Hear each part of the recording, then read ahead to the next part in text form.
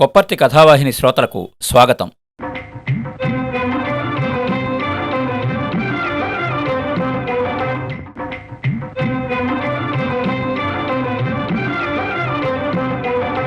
కథామ్మలకి నమస్కారం. యండమూరి వీరేంద్రనాథ్ గారి బ్రహ్మర్షి కథ ఇండియా టుడే 1994 సంవత్సరం వార్షిక సాహిత్య సంచికలో ప్రచురించబడింది. ఇంతకు ముందు కథగా వినిపించాను. ఇప్పుడు ఇండియా టుడే వార్షిక సాహిత్య సంచిక 1995లో ప్రచురించబడిన మల్లాది వెంకటకృష్ణమూర్తి గారి కథ అంతర్ముఖం వినండి. అంతర్ముఖం కథ. డైరీ అంటే మన శత్రువుని మనకి పరిచయం చేసే అంతర్ముఖం. తను అతిగా అభిమానించే మామయ్య రాసిన గొలుసుకట్టు తెలుగు వాక్యం ఆ డైరీ మొదటి పేజీలో కనిపించింది శశాంకకి. ఆ వాక్యాన్ని అతను చదవడం ఎన్నోసారో అతనికే తెలీదు. కొన్ని వేలసార్లు చదివాడతను. ఆ డైరీ అంటే శశాంకకి ఇష్టం. తనని రచయితని చేసింది ఆ డైరీనే అని అతని నమ్మకం. అతని 14వ ఏట ఆఫీస్ క్యాంప్ మీద పెద్దాపురం వచ్చినప్పుడు శశాంక పుట్టినరోజు అని తెలిసింది. ఆ డైరీలోని ఆ వాక్యం రాసి ప్రజెంట్ చేశాడాయన. అంతర్ముఖం అంటే ఏమిటి మావయ్య అడిగాడు శశాంక. చిన్నగా నవ్వి జవాబు చెప్పాడాయన. నువ్వు చిన్నప్పటి నుంచి నాకు తెలుసు. పరిచయస్తులు శత్రువులే తప్ప నాకు మిత్రుడనేవాడు లేడని బాధపడ్డ రోజు లేదు. మనశ్శాంతికరమైన రోజు దీంట్లో రాసుకుంది చదువు. అప్పుడు నీకే తెలుస్తుంది నువ్వు ఎవరు, ఎక్కడి నుంచి ఎక్కడికి వెళ్ళావు. ఆ రోజు నీకు అర్థమవుతుంది. బహుశా అప్పటికీ నీ వయసు 14 అయి ఉంటుంది. శశాంకకి ఆ మాటలు అర్థం కాలేదు.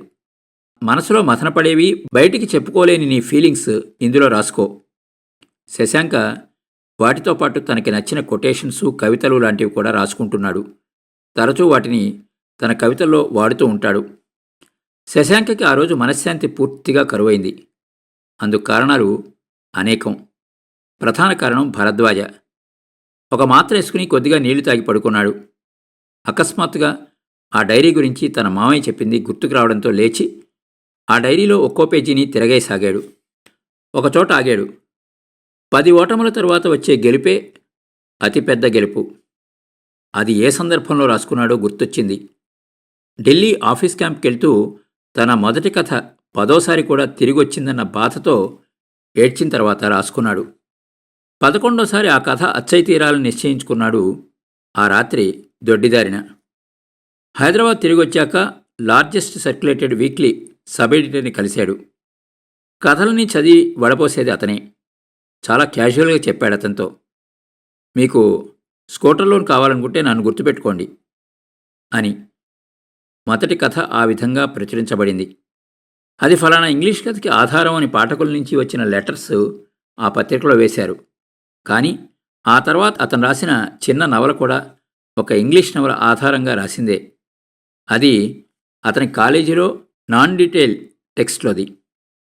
అంత పూర్వం ఒక రచయిత కాపీ రచయిత అని తేలితే అతనికి పారితోషికం పప్పకుండా అతని పేరు బ్లాక్ లిస్ట్లో ఉంచే సంప్రదాయం ఉండేది. అయితే శశాంక విషయంలో అలా జరగలేదు. ఇంకో వాక్యం చదివాడు. జీవితంలో తొలిసారిగా ఏ ఎడిటర్ అయినా స్కాచ్ తాగితే అది శశాంక్ ఇచ్చిందే అయ్యుండాలి. అది రాసి కింద తన సంతకం చేసి తారీఖు వేశాడు జ్ఞానేశ్వర్. అతను ఒక వారపత్రిక ఎడిటర్. 4వ పెగ్గు తర్వాత తనే రాయించేస్తున్నాడన్నది మానవుడి బలహీనతల మీద తను సవారీ చేయగలడు అన్న సమర్థతకి సావనీరుగా. శశాంకకి పారితోషికం ఓ లెక్కలోది కాదు. సంఘంలో అతనే శశాంక అని అంతా చెప్పుకునే గుర్తింపు కోసం వెంపర్లాడుతున్న సమయం అది. క్రికెట్ ఎలాగూ ఆడలేడు కాబట్టి, సినిమా హీరో కాలేడు కాబట్టి, తను పొట్టి కాబట్టి, అందుకని రచయిత అయ్యాడు. ఆ రోజుల్లో రచయితలంతా గుమాస్తా ఉద్యోగాల్లో ఉండే మధ్యతరగతి వాళ్లే. ఒక ఎడిటర్ని బార్కి తీసుకువెళ్లే అవసరమూ ఆర్థిక స్తోమత లేనివాళ్లే అంతా. ఆ విషయాన్ని ఆకలింపు చేసుకున్నాక చక్కచక్క పావుల్ని కదిపాడు శశాంక. ఎడిటర్స్ని తన కంపెనీ ఖర్చుతో బార్లకు తీసుకెళ్లడం, చిన్న చిన్న బహుమతులు ఇవ్వడం చేసాగాడు. ఫలితంగా ఫలానా ఇంగ్లీష్ నవలని సీరియల్గా రాశాను అని చెప్పి మరీ నవలిచ్చేవాడు. వాళ్ళు నో అనలేని మొహమాటం. ప్రపంచం మొత్తం అది ఫలానా ఇంగ్లీష్ నవలకి కాపీ అని అరిచినా శశాంక కానీ ఎడిటర్స్ కానీ పట్టించుకోలేదు. ఈ పరిస్థితుల్లో శశాంక నిత్యంలోని ఆఖరి మెట్టుకి చేరుకోవాలంటే అక్కడ ఆల్రెడీ ఉన్న రచయిత భరద్వాజ ప్రతిబంధకం అయ్యాడు. మధ్యతరగతి కుటుంబ జీవన విధానాన్ని పూర్తిగా అకళింపు చేసుకున్న భరద్వాజ రచనలు పాఠకులు ప్రత్యేక అభిమానంతో చదవడంతో శశాంక కొత్త ప్రణాళికల్ని సిద్ధం చేసుకున్నాడు. గమ్యం చేరడం ముఖ్యం, అది ఏ దారి అన్నది పట్టించుకోనవసరం లేదు అన్న వాక్యాన్ని రాసుకున్నాడు డైరీలో. భరద్వాజకి తనకి గల తేడాని పరిశీలించాడు. అతను గజిబిజి లేకుండా కథనాన్ని సూటిగా అల్లి దాన్ని తేలిక వాక్యాల్లోకి రూపొందించి పాఠకులకి అందించగలడు. అతనికి రైటింగ్ క్రాఫ్ట్లో వీక్ పాయింట్ అన్నదే లేదు. కానీ శశాంకకి చక్కటి చదివించే శైలి ఉంది తప్ప ప్లాట్ని రూపొందించుకుని కథని అలగలిగే సమర్థత లేదు. తను భరద్వాజని అధిగమించాలంటే అతనికన్నా బాగా ప్లాట్స్ని డెవలప్ చేయగలగాలి, లేదా అతన్ని అణగదొక్కాలి. షార్ట్ కట్స్ అనేవి శశాంకకి వెన్నతో పెట్టిన విద్య. మనిద్దరం కలిసి జంటగా ఒక నవల రాద్దాం అని భరద్వాజని అడిగాడు. అందువల్ల అతని పాఠకులు అతని పేరుతో పాటు తన పేరు కూడా గుర్తించాలని, ఉత్తరాల ద్వారా అతని పేరు అణగదొక్కాలి అన్నది శశాంక పథకం. అందుకు భరద్వాజ అంగీకరించలేదు. భరద్వాజని రచయితగా అణగదొక్కే ప్రయత్నాలు ప్రారంభించాడు. 1 పేజీ కథలు భరద్వాజ బాగా రాస్తాడు అన్న పేరుంది. ఒక వీక్లీలో ప్రతివారం అలాంటి కథలు రాస్తున్నాడు భరద్వాజ. చదరంగంలోని ఒక పావుని కదిల్చాడు శశాంక. ఆ వీక్లీ ఎడిటర్కి రిలయన్స్ డిస్కౌంట్ కూపన్స్ ఇచ్చాడు. 10,000 క్యాష్ లోన్ ఇచ్చాడు. తన సీరియల్ మొదలయ్యాక ఒక స్కాచ్ బాటిల్ సగం ఖాళీ అయ్యాక అడిగాడు, భరద్వాజ 1 పేజీ కథ ఉంటే కానీ మీ పత్రిక అమ్ముడుపోదా? అదేంటి సార్ అలా అంటున్నారు? నా సీరియల్ వల్ల సర్క్యులేషన్ పెరిగిందా లేదా అని తెలుసుకోవాలంటే అతని పేరు లేకపోవడం బెటర్. అంతే. రేపు జీతం వచ్చాక నా లోన్ తీరుస్తారా? అంతే. భరద్వాజ కథలు ఆ పత్రికలో ఆగిపోయాయి. ఆ ఎడిటరు బాగా ముదురు. వాళ్ళిద్దరి స్నేహం పెరిగింది. శశాంకకి క్లియర్గా అర్థమైంది, ఏ పత్రిక ఎడిటర్నైనా లొంగదీసుకోవడం తేలిక అని. డైరీలో విజయగర్వంతో రాసుకున్నాడు, డబ్బు లేక అమ్మాయి ప్రతి మగాడి బలహీనత. ఎంబీఏలో తను చదివిన మార్కెటింగ్ టెక్నిక్స్ అన్నీ ఉపయోగించాడు. సబ్బు ఎలాంటి గ్లామరు లేని వస్తువు. దాన్ని అమ్మాలంటే దానికి గ్లామర్నివ్వాలి. అంచేత సినిమా తారల సబ్బుగా ప్రచారం చేశాడు.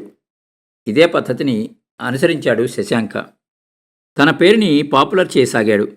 భరద్వాజ పేరుని తొక్కించే ప్రయత్నం చేసాగాడు. ఏ పత్రిక ఎడిటర్ శశాంక మాట వినడో ఆ పత్రికలో మాత్రమే భరద్వాజ సీరియల్స్ వస్తున్నాయి. శశాంక హస్తం ఉన్న పత్రికల్లో కేవలం శశాంక, అతను ఎన్నిక చేసేవారి సీరియల్స్ మాత్రమే వస్తున్నాయి. భరద్వాజ సీరియల్ బాగుందని వచ్చే లేఖలు ప్రచురణని ఆపించాడు. తన ఫోటోలు గుప్పించాడు. అంతదాకా తెలుగు రచయితలంతా మధ్యతరగతి వాళ్లే. ఆర్థికంగా ఇమేజ్ ఉన్నవాళ్లు అరుదు. శశాంక పాఠకుల్లో తనకి అలాంటి ఇమేజ్ని ఏర్పరచుకునే ప్రయత్నాలు చేశాడు. డబ్బుని అంతా ప్రేమిస్తారు. దాంతో పేరున్న రచయితగా, ఫస్ట్ క్లాస్లో ప్రయాణించే రచయితగా, ఎయిర్ కండిషన్ గదిలో కూర్చుని నవల రాసే రచయితగా, ఆడాభిమానులు తన వెంటపడే రచయితగా ప్రొజెక్ట్ చేయించుకున్నాడు. చాలామంది ఎడిటర్స్ని ఎలా చెప్తే అలా వినే స్థితికి శశాంక తీసుకొచ్చాడు. స్కాచి, తిరిగి ఇవ్వలేని క్యాష్ లోన్సు, తన పేరున వాళ్లే సీరియల్ రాసి పారితోషికం తీసుకోవడం, అభిమానుల పరిచయాలు, ఇలా జరిగింది. ఒక ఎడిటర్ నిరాకరిస్తూ చెప్పాడు, భరద్వాజ రచనలు వేసేవారంతా మా శత్రువులంటే ఎలాగండి? భరద్వాజ రాసే సీరియల్లో శశాంక ఒక వారపత్రికలో, ఒక దినపత్రికలో మధ్యలో ఆపించేశాడు. అందుకు కరెన్సీ చేతులు మారింది. తను రాసే సబ్జెక్టుతో, అంటే ఇద్దరూ ఒకే ఇంగ్లీష్ నవల్ని కాపీ కొట్టారు. ఇంకో రచయిత అదే పత్రికలో రాస్తున్న సీరియల్ని ఆపించేశాడు. శశాంకకి భరద్వాజని ఓడించడం కేవలం తన పేరు మాత్రమే కమర్షియల్ రచనా రంగంలో వెలగాలన్న దుగ్ధ అధికమైంది. కానీ భరద్వాజ స్థానం చెక్కుచెదరలేదు. శశాంక ఇతరత్రా పైకొస్తూ ఉంటే భరద్వాజ తన రచనా సమర్థతని పెంచుకుంటూ మౌనంగా ఎదుగుతూ పోటీని తట్టుకుంటూ వస్తున్నాడు. అతను రచయితగా ఎంటర్ కానప్పటికీ కూడా రచయిత భరద్వాజ వేరు. శశాంక ఎంటర్ అయిన తర్వాత షార్ట్ కట్స్ ద్వారా ఇబ్బంది పెట్టాక రచయిత భరద్వాజ వేరు అయ్యాడు. ఇంకా ఎంతో ఎత్తుకెదిగాడు భరద్వాజ.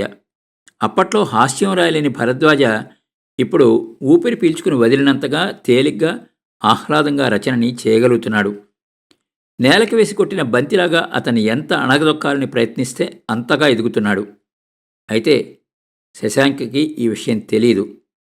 భరద్వాజ తన మీదకి శశాంక విసిరిన ప్రతి రాయిని అందుకుని తిరిగి విసరలేదు. వాటితో ఇల్లు కట్టుకున్నాడు. సినిమాల్లో రాణించాలంటే క్రియేటివిటీ అవసరం.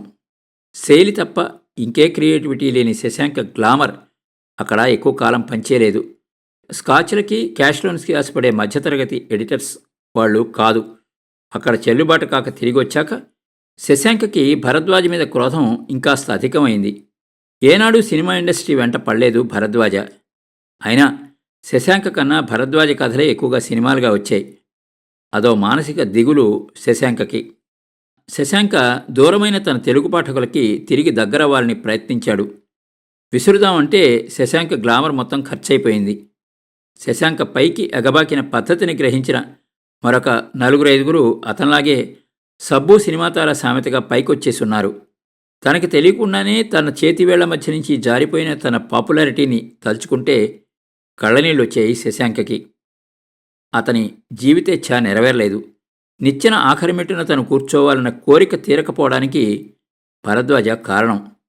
అతను అప్పటినుంచి ఒక్క మెట్టు కూడా కిందికి దిగలేదు. అదే పద్ధతిలో ఉన్నాయి అతని బుక్ సేల్స్. ఒకప్పుడు తన పేరు రిజర్వ్ బ్యాంక్ లాంటిది. కానీ ఇప్పుడది దివాలా తీసిన సహకార బ్యాంకు స్థాయికి దిగజారింది అని తెలుసుకున్నాడు శశాంక. ఎలా అంటే ఏ కొత్త పత్రిక పెట్టినా వాళ్ళు ముందు ఏజెంట్స్ని అడుగుతారు ఎవరి సీరియల్ వేయాలి అని. భరద్వాజ పేరే సూచిస్తారు అంతా కూడా. భరద్వాజ సీరియల్తోనే మొదలవుతాయి అన్ని పత్రికలు. ఏజెంట్ సర్వేలో తన పేరు రాకపోయినా కొత్త ఎడిటర్స్ని తనదైన పద్ధతిలో ఆకట్టుకోలేకపోయాడు. కారణం అక్కడ సాధారణంగా ప్రొప్రైటర్, ఎడిటర్ ఒక్కరే తప్ప పెద్ద పత్రికల్లోలాగా వేరువేరు కాదు. తన పేరుకున్న గ్లామర్ పోయిందని తెలిసాక ఒక కొత్త పేరుని సృష్టించాడు. ఒక పంజాబీ మోడలింగ్ గర్ల్తో కాంట్రాక్ట్ రాయించుకుని ఫోటోలు తీయించాడు. ఆమె లైఫ్ హిస్టరీకి ఒక అద్భుతమైన ప్రొఫైల్ని తయారు చేశాడు. మళ్ళీ క్యాష్ లోన్ సహాయంతో ఆ పేరుతో 10 సీరియల్స్ గోస్ట్ రైటర్ సహాయంతో ప్రచురింపచేశాడు. అయితే పాఠకులు గతంలోలాగా అమాయకులు కారని, తనకన్నా ఎంతో ఎత్తు ఎదిగారని ఆలస్యంగా తెలుసుకున్నాడు. ఆ కొత్త పేరుకి చేసిన ఖర్చు కూడా శశాంకకి తిరిగి రాలేదు. భరద్వాజ చెక్కు చెదరకుండా రచయితగా సాగిపోతున్నాడు. పుష్కరం పాటు తను ఎంత ప్రయత్నం చేసినా కంచుకోటలాగా చెక్కు చెదరని భరద్వాజ మీద కసి ఇంకాస్త ఎక్కువైంది. ఈసారి కొత్త పథకాన్ని రూపొందించాడు. చిన్న గెస్ట్ హౌసు, ఔత్సాహిక రచయితల శిక్షణాశాల, పేకాట, ఇండియన్ విస్కీ, అలాంటి జీవితాన్ని ఎరగని వాళ్ళకి ఆహ్వానం. దాదాపు 2 ఏళ్లు పట్టింది శశాంక పథకం పూర్తి అవడానికి. 2 వారాల్లో సీరియల్ పూర్తవుతుందనగా భరద్వాజ నవలలు బయటికొచ్చేవి. కానీ ఇప్పుడు 6 నెలలైనా రావడం లేదు. శశాంక తను గెలిచాను అనుకున్నాడు. కానీ మళ్లీ తను విసిరిన రాతిని కొత్త ఇంటికి ఇటుకగా వాడుకున్నాడని తెలిసింది శశాంకకి. లేచి బుక్ షెల్ఫ్లో భరద్వాజ పంపిన నవలలు చూశాడు. మొత్తం 25 నవలలు. భరద్వాజ సొంతంగా ప్రచురించుకున్న నవలలవి. అన్నిట్లోనూ శుభమస్తు భరద్వాజ అని రాసి పంపించాడు.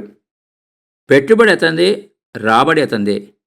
ఇప్పుడు అతని సంపాదన పెరిగింది. తన వల్లే పెరిగింది. ఆ అశాంతితో నిద్ర పట్టలేదు శశాంకకి. 3 నిద్రమాత్రలు వేసుకుని మంచినీళ్ళు తాగాడు. 5 నిమిషాలు అటు ఇటు మంచం మీద దొర్లాడు.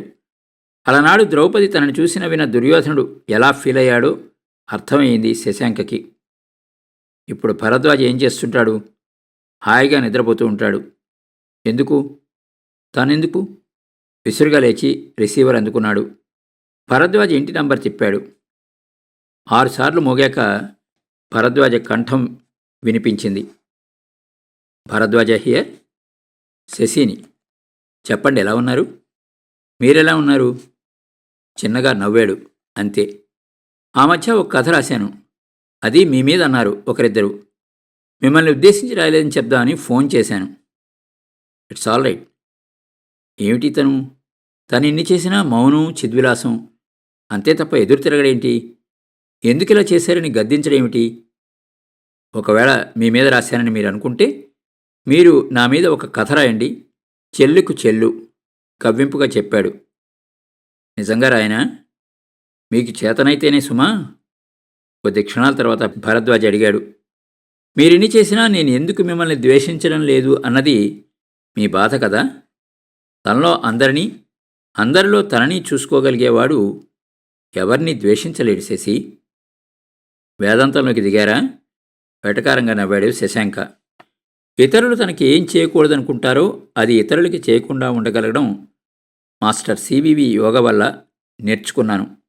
గత 16 ఏళ్లుగా సివివి శిష్యుణ్ణి నేను. శశాంకకి అది కొత్త విషయం. రేపు మాట్లాడదాం. లోకా సమస్త సుఖినోభవంతు. శుభరాత్రి మిస్టర్ శశి అంటూ అవతల వైపు ఫోన్ పెట్టేశాడు భరద్వాజ. శశాంక కొన్ని క్షణాలు మౌనంగా కిటికీలోంచి ఆకాశం వంక చూస్తూ ఉండిపోయాడు. అప్పుడు అర్థమైంది శశాంకకి అంతర్ముఖం అంటే ఏమిటో. తన శత్రువు ఎవరో, తనకి మనశ్శాంతి ఎందుకు కరవైందో. మామయ్య చెప్పింది నిజమే.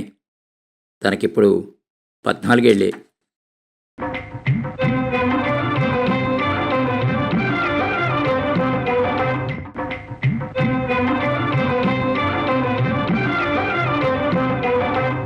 విన్నారు కదండి, మల్లాది వెంకటకృష్ణమూర్తి గారి కథ అంతర్ముఖం.